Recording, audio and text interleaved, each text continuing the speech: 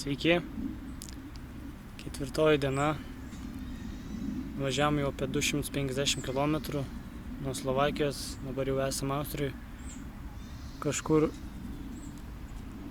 autostrados gilumose. Tai šiandien visą dieną važiuojam per magistralės, ganėtinai sunku, daug dėmesio ir jėgų reikalauja, labai karšta, virš 30 laipsnių.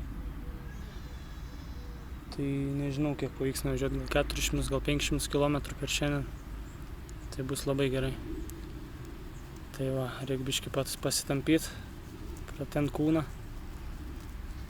ir važiuosim toliau. Iki.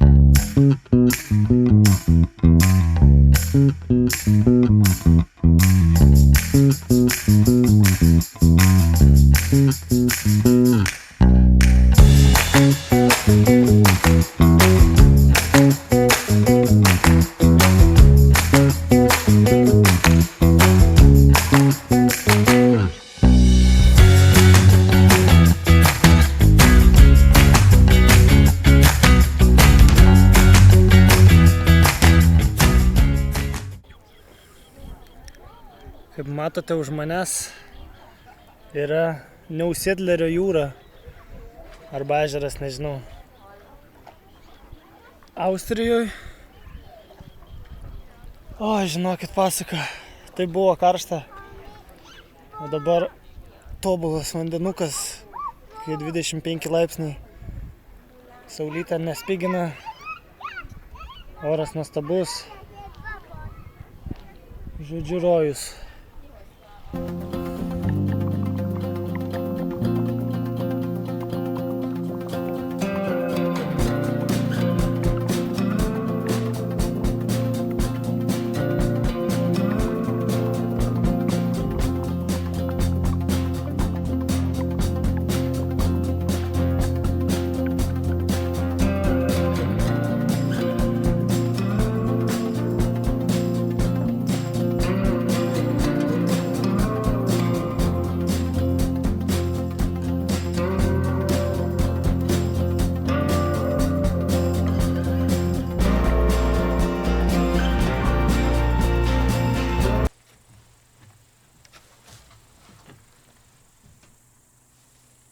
Tai va, mėlyjei, visai netyčia atvažiavom čia.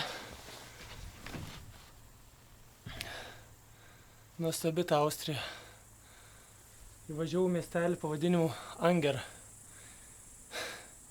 Angliškai išvertus pyktis. Bet sutiko jis mane labai svetingai. Sustojau prie bažnyčios ir iš karto vyras vardu Hermanas priėjo. Pasikalbėjom, pavaišino kava. Žodžiu, pasaka. Iškilau čia dabar į kažkokį kalną. Man atrodo, privati teritorija čia. Kažkas statosi chatikę papildomai.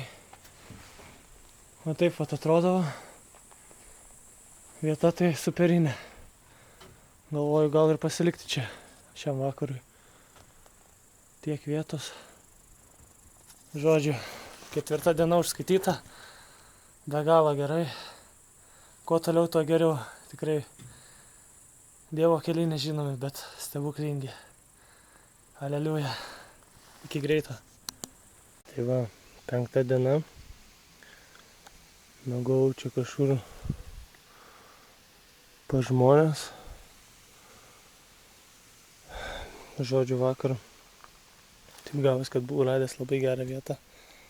Bet biškį kilau į kalną ir nusimečiau ant savęs mocą, tai sulenkiau šitą vat dalykėlį.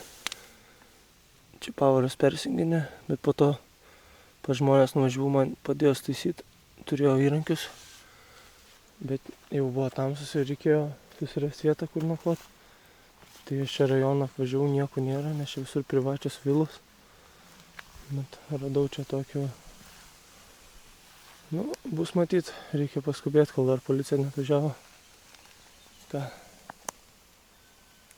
Overall Austrijoje pasaka. Dar nuotykių prieš tai buvo. Iki. Trupučiuką pavažiavau iš šoną ir iškart pirmas dalykas, tai Apleista apgriuvus pilis. Va tokie va vaizdai. Vau, Austrija. Nuostabi šalis. Kupina nuotykių. Vau.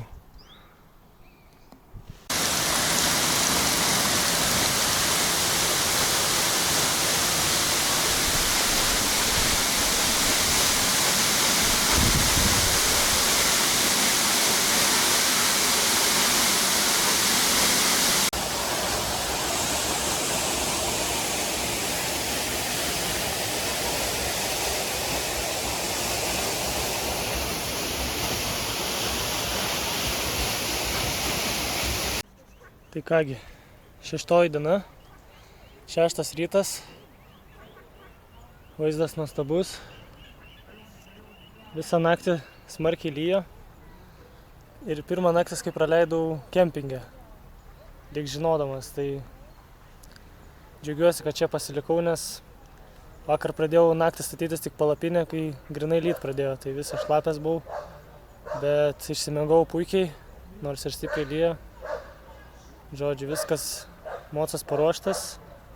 Šiandien tikslas pasiekti Veneciją, jeigu įmanoma. Tikiuosi pavyks. Ką? Nu štai, 6 diena eina į pabaigą. Žinokit, chebra, tiek visko buvo, aš nebežinau. Žodžiu, papasakosiu trumpai. Naktį visą lyjo, kaip ir minėjau, Slovenijai. Atsikėliau visą šlapęs, net kol susitvarkiau, kol nustojo lyt. Po to pasikraunu biškį telefoną ir jis man nebesikrauna. Viskas, užlūžo. Jis man galiausiai išsikrovė. Nu ir aš važiuoju su Dievu, su tikėjimu. Italijai važiavau, žiūriu ženklus autostradui, šis bei tas. Žodžiu, gaunas taip, kad nusukau ne ten, kur reikia, sustoju ten kažkokioj degalinėj autostradui, nežinia kur. Paprašau žmonių GPS-ą, kad parodytų. Tai sako, čia važiuok, čia bam.